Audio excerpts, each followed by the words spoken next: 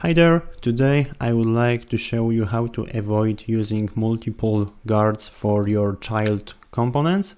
Let's write one guard which will have a different logic for each component. In our case, we want the line chart node to be available and the vertical chart to be available so that I can go to vertical, but I cannot go to line. Our guards are simple in this case, so my line guard simply returns false. If I change it to true, it now returns, it now makes the line route available.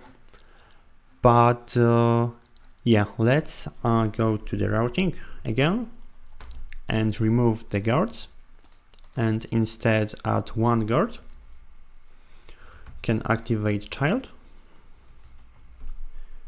I have pre-made my guard, chart guard, but let's keep the functionality the same so that we want to return different thing depending on which component are we navigating to. So let's modify this logic.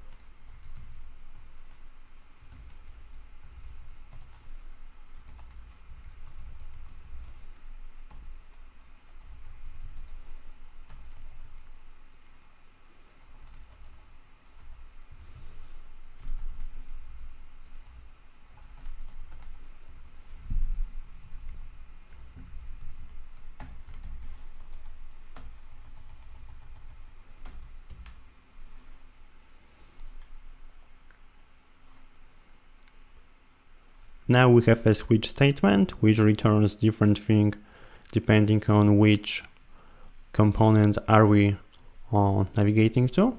And as you can see, the line component is not available, but the vertical one is available. If I switch here to true,